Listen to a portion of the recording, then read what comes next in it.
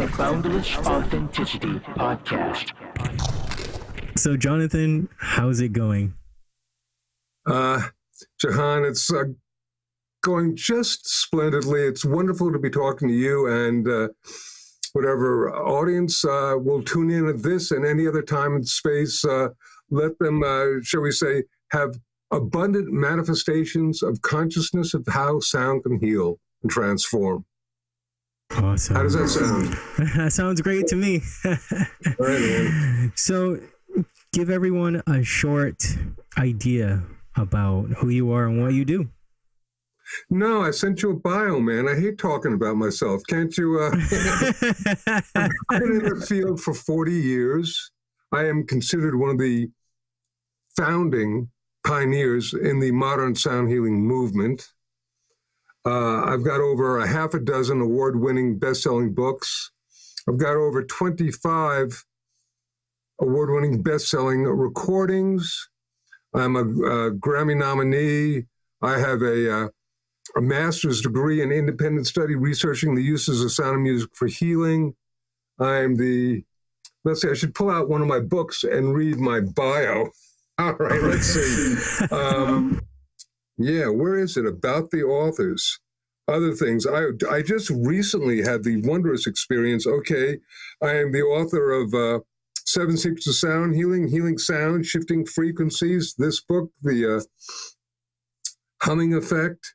I'm a Grammy nominee. My recordings include Chakra Chants, Divine Name, Merkaba of Sound, and Reiki Chants. I'm founder director of the Sound Healers Association and CEO of Spirit Music. I've been named by Watkins Mind, Body, Spirit Music as one of the 100 most spiritually influential people on the planet. I was inducted to the Massage Therapies Hall of Fame. And just last month, the Energy Psychology Association named me the Distinguished Person of the Year for my contributions to the field of sound and energy. So you've been a little bit busy. I'm pretty happy. What? I said, so you've been a little bit busy. I love it, yeah, but when you begin to discover the extraordinary levels of what, sound means, and yeah, as I said before, if you begin to understand that the life, the universe, and everything is actually just an aspect of vibration and consciousness, then everything on this plane of existence and all other planes of existence can be dealt with working with the concept of sound, which is therefore, I'm going to actually talk right now about the 4 basic principles of using sound for healing. We call these the 4 pillars of sound healing. How does that sound? You must be reading my mind. Okay. Well, that's one of the things that happens when you work with sound in mystical forms. You become a little mystical yourself. Okay. So listen, to begin, the first pillar is everything is vibration. When you examine the ancient spiritual texts on our planet, whether it's the Old Testament, New Testament, or any of the texts in the different traditions, including, for example, the Hindu or whatnot, in the beginning was the Word, and the Lord said, let there be light.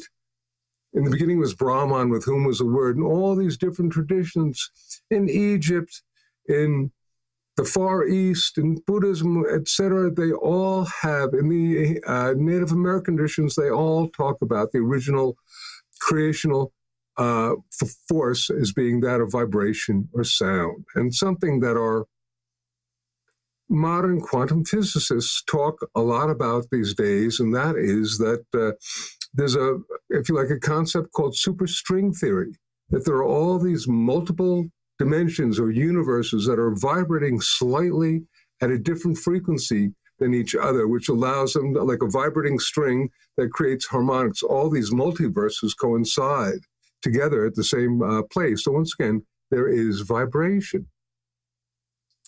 Now, as a real quick education, as a musician, you know this, but I think that I'll just state it again, obviously, because sound has, I've been in this field for over 40 years, if you like, and it is now getting to a place of where yoga was just a few years ago. It's really, really getting mainstream consciousness. I love it. But you say to people, what is sound? And they're like, it's something I hear. Okay. Bottom line is that sound is an energy that travels as a waveform. This waveform is measured in cycles per second. We call it hertz. And we hear from around 16 of these hertz to around 16,000. But our finny friends in the ocean can hear upwards of 180,000 cycles a second, so 10 times more than our greatest level creating sound. So just because we can't hear a sound doesn't mean that there isn't a sound being created. That's number one. Very, very important to understand that it's, even though we like to think of sound as happening in the audible range, that 16 to 16,000 hertz or 16,000 cycles a second, it's a whole lot more. And smaller too, slower frequencies that basically are called extremely low frequencies. And we can't really hear them as discernible sounds, but they do affect our brain waves. So this is a whole interesting thing. Now, everything in our universe vibrates, from the electrons moving around the nucleus of an atom to planets in distant galaxies moving around their suns. And once again, if they're in a state of vibration conceptually, they can at least be understood as being a sound, something our ancients understood. And this includes our body. Every organ, every bone, every tissue, every part of our body is in a state of vibration. And we are, if you like this wonderful overall orchestra that's playing the harmonic of health. And indeed, when we're feeling good, we say we're in sound health. But if we take this metaphor of the body being like this orchestra, what happens if the second violin player loses their sheet music? They play out of tune, they play out of harmony. Pretty soon, the entire string section sounds off. Pretty soon, the entire orchestra is sounding off. And this is akin to a part of our body losing its natural, healthy, resonant frequency. It begins to vibrate out of harmony, and we say it is diseased. So the basic idea of using sound as a healing modality is simply, what if we could somehow give the string player in this orchestra back their sheet music?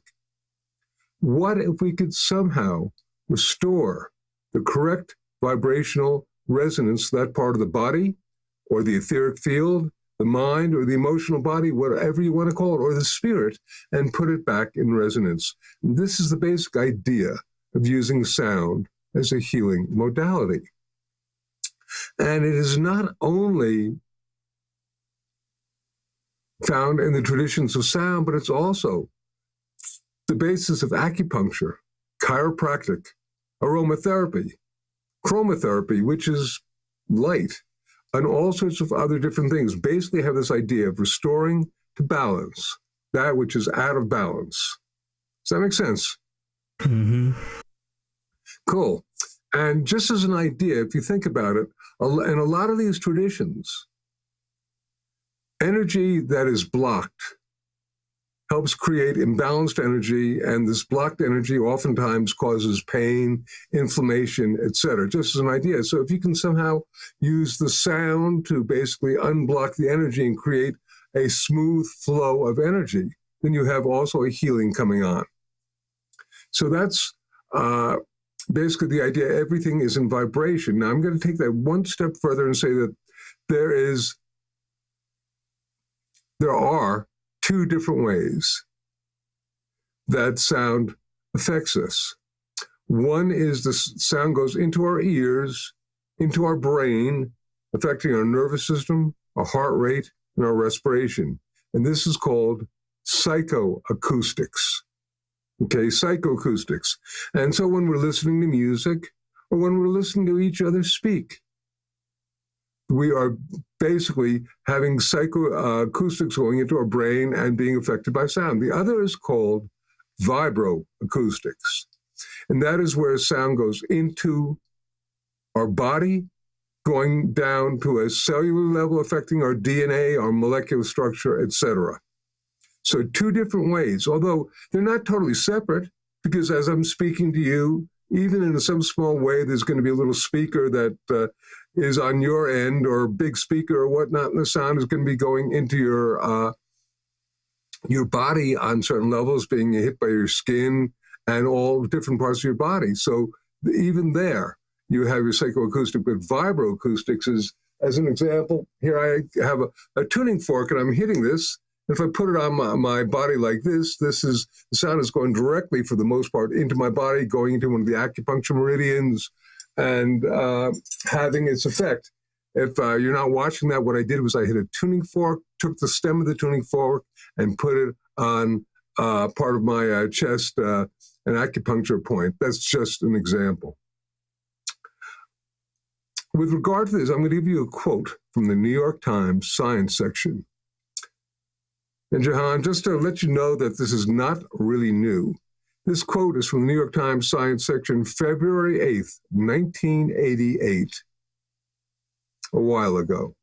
Sound shaped into dazzling tool can make, break, or rearrange molecular structure, and drum roll, and levitate objects. Okay, so we're talking about something that is fiercely powerful and fiercely, fiercely mystical and sacred. So the idea that everything is in vibration. And incidentally, I keep talking. Do you have a question? Or should I continue going on? You should just continue. It's your show. Okay, sir. So the second of these four pillars of sound healing is that intent is powerful. Back in the early 1980s, I was getting a degree from Lesley University researching the uses of sound for healing, a master's degree. And it's very cool. And I had been basically collecting all this information for several years because I had had an experience in the late 1970s playing in a seaside bar in Cape Cod, Massachusetts. I got done with the break with the band, strapped on my Stratocaster, plugged in, began playing, and I looked out at the audience. And I like to say the light of God struck me that night, because I looked out and I became aware that the ambiance in the club was one of negativity and violence. Now, I understood that a lot of the drugs and the intoxicants that people were imbibing were doing this, but I realized also that the music that I had been playing was helping induce this negativity. And I had been playing professionally for 15 years. I started when I was about 15 years old, and I'd never had that thought. What if music can be used to make people feel good? It was that simple and that profound. And I went, whoa, and what happened in about a week, that thought shifted about 10 degrees and became, what if sound can be used to heal? And from there, doors just began to open. And it was an extraordinary experience because basically this is, at the time, probably about 1979, and there was very little, if anything. There were maybe a half a dozen books from all the different traditions that existed talking about sound healing. And there were probably about a half a dozen different recordings that were designed as, quote, healing music. So it was an open field because there was very, very little that had happened. So indeed, I began collecting all this information from these books, and then I founded an organization called the Sound Healers Association that brought out people from throughout the planet who were working with sound for healing. And we would have monthly meetings. So I had some of the great pioneers and teachers from the mystical traditions, spiritual traditions, medical traditions. It was crazy, and it was this organizational group of people would come once a month and meet at my house in the Boston, Massachusetts area, and it was quite an extraordinary experience. So I had all this information. And then I got to Lesley University because I thought that this really merited having a degree. And then I continued collecting all this information. I'm sitting in front of a computer And I'm trying to correlate all the information, and it's not in alignment.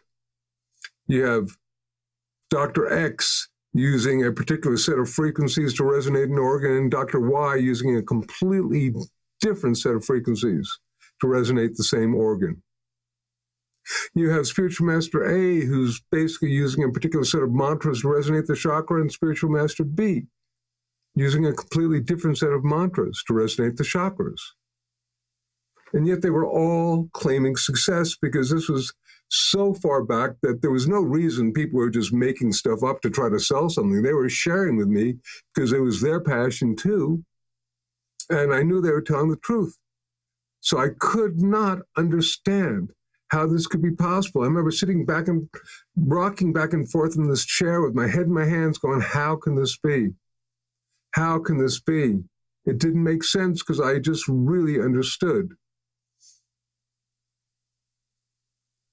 that sound, that everything was in a state of vibration. How could people be working with different vibrations for the same thing? This inner voice said, it is not only the frequency of the sound that creates the effect.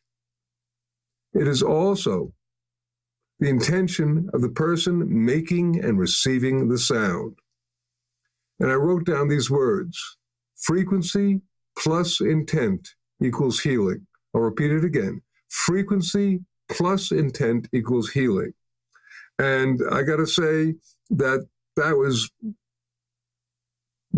40 years ago. And back when I first came up with this one, well, I have to tell you, I was trying to talk with scientists, doctors, and the like about, have you ever considered the importance of intentionality in the frequency? And they'd look at me like I was a person from another planet, which I well may be, but they weren't supposed to know that. And it was very, very difficult. But of course, now you have people like Dr. Bruce Lipton and The Biology of Belief, very great book, Joe Dispenza and his You Are the Placebo, a woman named Lynn McTaggart who does the intention experiments. I don't know if you've ever seen the water molecule pictures of Masaru Emoto. Have you ever seen that? Yes, I have. Brilliant stuff, where he basically would expose water to different frequencies, different intentionalities, and then freeze the water, photograph it through a dark field microscope as it was basically thawing out, if you like. And what he found for the most part was that the water that was exposed to negative, either emotions, energy, or consciousness, looked like mud. And the water that was exposed to positive, beneficial consciousness looked like snowflakes. And probably the most important one that I saw is one from water from the Fujiwara Dam in Japan, which was a polluted dam, and it looked like mud. You've probably seen this one. And then he had a Buddhist priest chant something called the Heart Sutra over it for about 20 minutes and re-photographed it. And it looks like a pristine snowflake. So, it's an extraordinary example of how intentionalized sound, which is what a prayer is, can really shift and change the vibrational levels. If it can change the molecular structure of water, how much of our body is composed of water? How much of our planet is composed of water? So on a level, just think about how intentionalized sound can shift and change and create health and balance for ourselves and our planet. Yeah. I'm going to just suggest that frequency plus intent equals healing.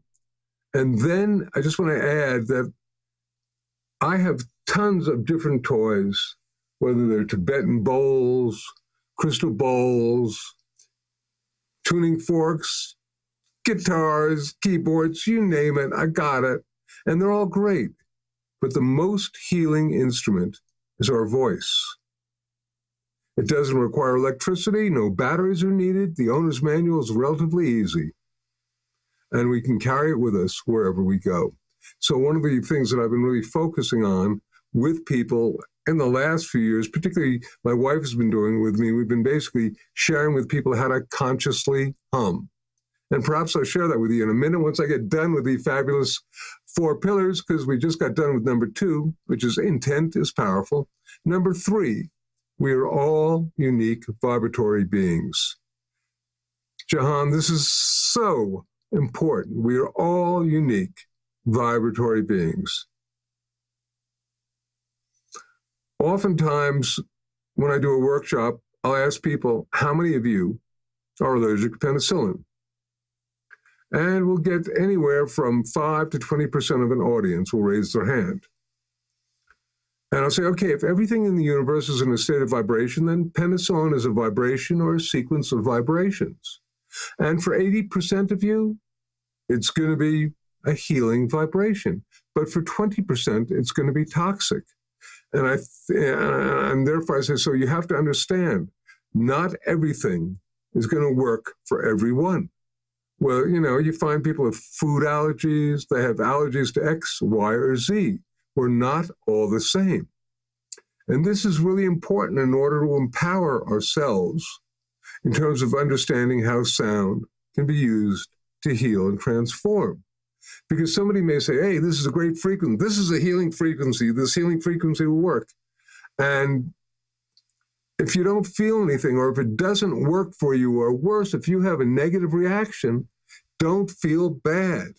Because it's really important that we really trust our inner self, or our authentic self. And if something feels good, great. If it doesn't, you got to trust that and find there are a gazillion other frequencies and sounds on the planet. If you're allergic to tuna fish, man, there are a gazillion other things you can eat. So you don't want to subject yourself to that. So as a concept, there's a lot of if you like, focus on certain frequencies as being healing frequencies. And if you buy that, that's fine. I really want to honor that because you have a belief that it is and it feels good for you. And okay, I'm going to honor that. But I don't think it's going to be for everyone. I've been in this field way too long and I've seen too many things. And Jahan, I could basically sit here and talk to you for a couple of minutes and then hit a tuning fork or whatnot and say, this is going to heal you of X, Y, or Z. And it well might have the effect because our consciousness travels on the sound. And depending upon how sensitive you are and how spiritually advanced or whatnot, you might pick it up immediately and have that experience. There's nothing wrong with that. But I'm just saying, I think it's important not to limit our experience with the power of different sounds. Still with me? Yep, still here. Okay. So once again, sound is visceral, and whatever resonates and what we feel, we have to honor. And if it works for us, we got to honor it. If it doesn't work, we must also honor that. The 4th pillar of sound healing is silence is golden. Silence is golden. Silence is the yin to the yang of sound. It is a place where the true shift and change occurs after you've had a vibrational resonance with the sound. In the silence, the real shift and change can occur, and we really need to honor this. It took me a long time to learn this because as a musician, and particularly as a person getting into sound healing, man, I was so enamored with the power of sound that it took me probably 15 to 20 years to really get how important silence was. The word silent is an anagram of the word silent is an anagram of the word listen. They have the same letters, listen and silent. So it's like you have to listen within in the space of the silence, then you can really connect to the divine, to what you might call the authentic self. And this is very important because a lot of people, when they first get into sound, they become so enamored with it that they don't stop and they don't realize that more is not necessarily better, louder is not necessarily better, and silence is really important. I'm going to repeat these 4 pillars for you, okay? Everything is vibration, number 1. Number 2, intent is powerful. Number 3, we are all unique vibratory beings. Number 4, silence is golden. And these are actually the 4 first secrets of my book, The 7 Secrets of Sound Healing. All right. I'm going to allow you a question before I go on. Just one question? I don't know what to ask you. I love how you pointed out that you have to honor the belief that certain things will be healing or not, because I find that that is one thing that has gone way far these days. You know, those YouTube videos where it's like 528 hertz and it'll give you the list of things. But that doesn't necessarily make logical sense to me. If I told you that I was the first person to have a tuning fork and use that frequency on the planet, I know about 528, and it's great, but it's not in my belief system that you can limit a particular frequency to some sort of aspect of consciousness, whether you believe that it's a frequency for creating miracles or the frequency for DNA repair or the frequency of love. I mean, how crazy would it be if a mother would have to be looking at a guitar tuner when she's cooing a lullaby to her baby to make sure that she's projecting the energy of love? It doesn't work that way. Exactly. I've thought of similar things. Yeah. Okay. I'm going to pause for breath for a moment and say that was a very good question. And once again, if somebody believes that this does it, I know better than to argue with them and say, hey, that's ridiculous. Because if you have that as a belief system, that's okay. I'll just tell you a real quick story. Many years ago, I got a phone call from somebody, and they said, okay, I'd like to speak to Dr. Goldman. And I said, okay, I wasn't a doctor, but it's all right. I said, who is this? And he said he was a doctor. I said, great. And he said, he works with tuning forks. I said, great. I said, we work with, what tuning forks do you use? Because there are a lot of different sets of tuning forks. And he said, I work with the frequency of Om. And I said, okay. I said, I appreciate that, but there is no frequency of Om. I said, that's a very interesting marketing tool. And what they actually did was work with what may be the frequency of the orbital distance of the planet Earth. It may be that, that's questionable, but playing with the mathematics. I said, but listen, I said, Om, Om, Om, Om, Om, Om, Om, Om, Om. I like that. I said, did you hear that? He said, yes. I said, if there was a frequency for Om, then I couldn't be making those other sounds because Om would be limited to one frequency. And he hung up. He couldn't take it. It didn't fit into his belief system, and not much I could do about that. Yeah. Oh, okay. So I have a book that I wrote with my beloved wife, Andy, called The Humming Effect, which I'm just going to hold up for somehow if this you can see it. And it's actually a best-selling, award-winning book. I've worked with Tibetan overtones and all sorts of mantras and all sorts of things for so long. And it's great. And I have taught people so many different things of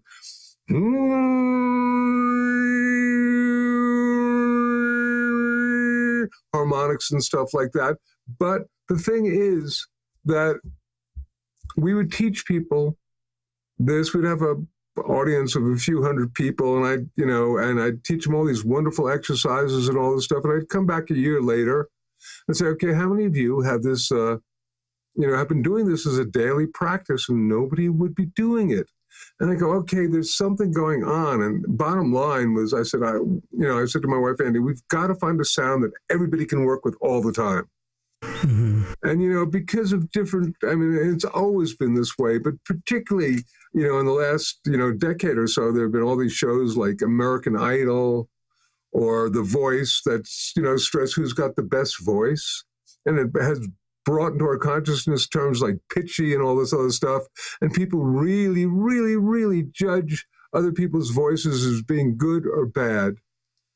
so much that they're really, really judgmental about their own voice. Well, how, remember I said that the most powerful healing instrument is the voice. Well, how can you start using your voice for healing if you're totally judgmental and freaked out about using it? Mm-hmm. So I said, Andy, her name is Andrea, said, Andy, said, what's the sound that people make that they're not judgmental about? What's a sound? And we looked at each other and we went, the hum. We realized that everybody hums, babies, the elderly, people hum when they're happy. They unconsciously hum all the time. We thought, okay, let's write a book on humming. Because I'd, written books on all sorts of different things, but never humming. And this was the first professionally published book ever written on the subject of humming. And as we got deeper and deeper into it, it became extraordinarily profound to the degree that, for example, there's something called the Yoga Sutras, which is the basis of all yoga. Yeah. And written by a guy named Patanjali. I just recently read that book again. Okay, so turn to Sutra 1.27, and this is Goldman's translation of that, but it basically says something close to the original sound of creation was pranava, the humming of prana. They had to give it a name, so they called it Om. The Om came from the hum. So I'm finding this stuff out and finding out that there's a really advanced yogic technique called Brahmari Pranayama that's more or less nothing but humming. We realize that there is something to this hum that is really profound. But how are we going to get people to take humming seriously? Unless we make the first chapter nothing more or less than what they call peer-reviewed scientific data on how sound, and particularly how the hum, can affect us. And so I'm going to share with you now some of the therapeutic benefits of the physiological effects of the hum. Are you ready, sir? Yes, I am. First thing it does is it increases oxygen in your cells. Very cool. It increases lymphatic circulation. Now, the next one, this is a big drum roll on this. This may be the most important. It lowers blood pressure and heart rate. That's huge. People are so stressed out. If they just do conscious humming, and I'm going to be sharing conscious humming with you in a few minutes because it's really easy and really important for anybody who's listening, for you to share with anybody, but it lowers heart rate and blood pressure. I mentioned this fellow named Bruce Lipton. I don't know if you ever heard of him, The Biology of Belief. Here's a quote that he wrote. I highly recommend the humming effect for all those impacted by the stress of modern world. It is a powerful non-pharmaceutical prescription for self-healing that has only positive side effects such as harmony, health, and happiness. So, very cool. So the next things you get, lowered blood pressure and heart rate, very, very important. If you're about to do something and you find yourself a little stressed out, just take a couple of nice deep breaths and do a hum, and it'll chill things out almost instantaneously. Next one, you get increased levels of melatonin. Melatonin, of course, is really good for, among other things, enhancement of sleep, as well as treatment of depression. You get reduced levels of stress-related hormones, like cortisol. So it cuts down cortisol, which is a stress hormone. You get the release of endorphins, which are those wonderful self-created opiates that work as natural pain relievers. And then here's another drum roll. You get increased levels of nitric oxide. Nitric oxide is a vasodilator that relaxes and widens blood vessels, number one. But number two, it's also an antiviral agent, which means that when you hum, you get 15 times the amount of nitric oxide in your nasal cavity. And that is if you like, a pharmaceutical level that is good enough to kill the critters that lodge in your sinus cavity before it goes into our other parts of the body. So if you can hear that and get that humming, is really powerful. You also get, incidentally, the release of oxytocin, which is the trust hormone. So if you hum, and particularly you hum with somebody else, you'll be in resonance together. And finally, you also get increased heart rate variability, which basically is very, very important in terms of all sorts of aspects of not only stress, but heart health. And it tones the vagus nerve as well. I'm taking a breath. That's pretty incredible, isn't it? Yeah, that's pretty incredible. So this is all real, and this is found in the humming effect. Would you like to learn how to consciously hum, sir? Sure, yeah. Okay. The first thing that you want to do before you try to do this, because I'm going to encourage that anybody that's listening, do try this and then try it on yourself. The first thing you want to do is you want to just check yourself out and, check in and see how you're doing. How are you feeling?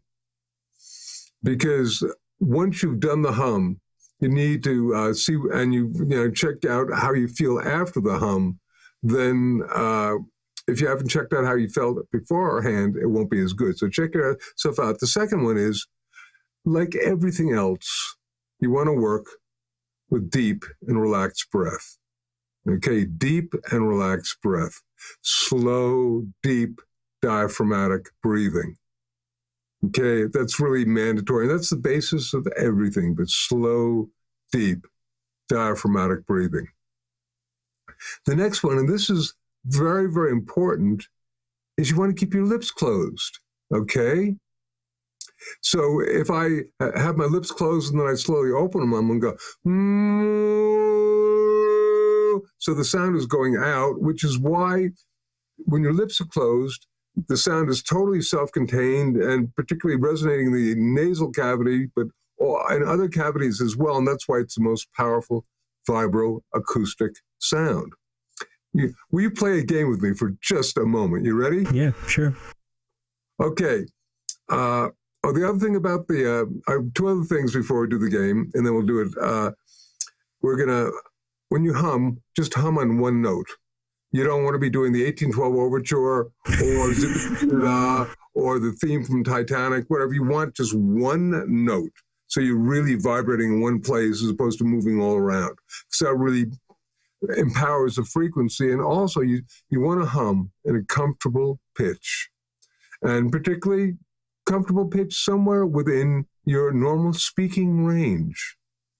A lot of people are looking for their signature sound, their frequency, their tone. It's usually within your vocal range of speaking. It's that simple. It's that simple. And before I go any further, I just want to suggest, if we talk about frequency plus intent, and the voice being, perhaps the most powerful healing instrument, that I want to ask people to be aware that when they're having a conversation, they can be using their voice as a healing instrument if they are encoding it with energy that is positive, such as compassion, gratitude, appreciation. This is so important because we use our voice for the opposite effect, projecting anger and all this other stuff. Really watch yourself when you're speaking and try to be kind. It's so very, very important. And you can affect the nervous system of other people this way, as well as just their whole vibrational level by basically being in conversation and working with kindness. Does that make sense? It does make sense to me. Okay, now, so we're humming in a comfortable pitch, and we're humming on one note. Now we're going to play a little game. It's easy. I want you to start humming, and then make sure your lips are closed, and then pinch your nose tight. Okay, you ready to try it? Okay. Make sure your lips are closed. And what happened?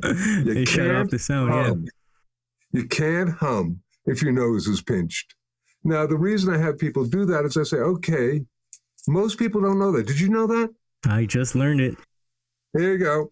And I say, okay, if you didn't know this about the hum, do you think perhaps there are some other things that might occur through the power of the hum? Are you open for this now? Are you ready? 100%.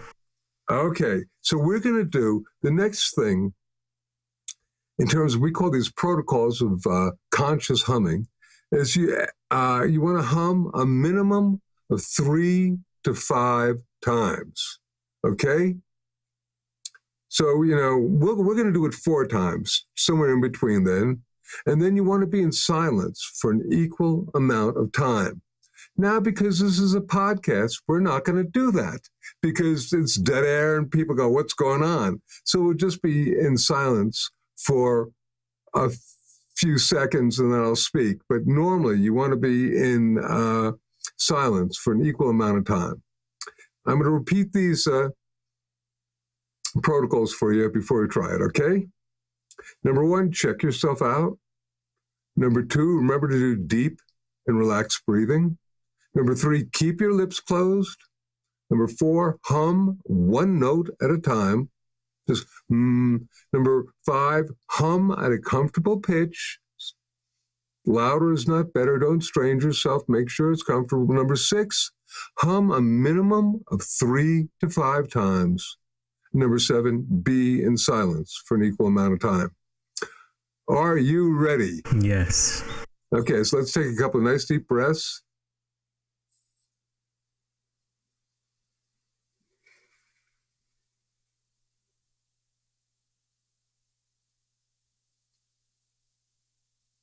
You ready? Yeah.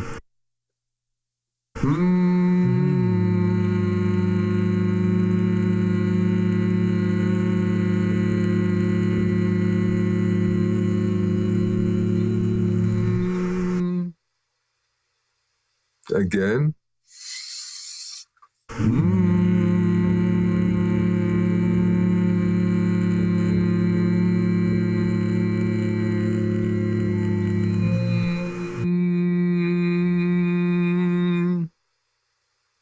Again.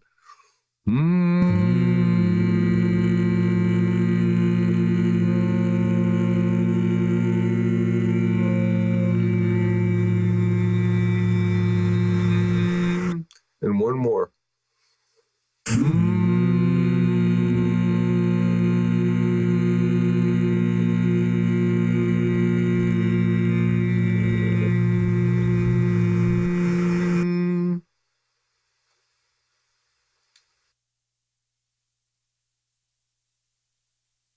And I'm hoping that everybody sounded along with me. I think some people might have been waiting for a while, but if you did, you would feel like blissed out. Yes. It's real. Once again, if you experience it yourself, then it's real. And this, it's a very powerful, easy tool. And I'm speaking where I would normally be silent and let people sort of buzz out because it's quite amazing. And I'd like to suggest that in our book, The Humming Effect, we have all sorts of different levels that you can take the hum. And it's really profound. But I wanted to share this immediately with you and anybody who listens through time and space, because this is really, really powerful. It's a great introduction to how we can use sound for healing. And I hope this has been helpful for you. Yeah, this has been great. I hope that everybody is really taking in the effects of that humming. I still feel buzzed. Oh, yeah. And I have to tell you, I have a humming practice, which sounds hilarious, but for about 5 minutes a day, I will hum. And then I got to be silent for 5 minutes because you get so blissed out that if you were to try to get up and walk, you might fall over. It's that powerful. So just remember, folks, be in silence an equal amount of time after you've hummed. And I want to invite people to come visit me at my website, which is an award-winning website and it's healingsounds.com, healingsounds.com. I also have a pretty good YouTube channel called Jonathan Goldman Official. And there's lots and lots of different activities. In healingsounds.com, we got all sorts of free downloads for people, very, very cool downloads of different chakra tuner type things and different healing code things. It's as well as having different toys, and so we call them sonic tools, whether they're tuning forks or whatnot, music, books, etc. So it's a really great website, and we invite people to go there. And it'll open up a whole new world for you. Fantastic, Jonathan. Thanks for being on the Boundless Authenticity podcast. Well, listen, just blessings to you. And you keep sound in your life. Last thing I want to say, we heal the planet. We heal ourselves. We heal ourselves and we heal the planet. We have a choice and we can make a difference. Fantastic. Thank you.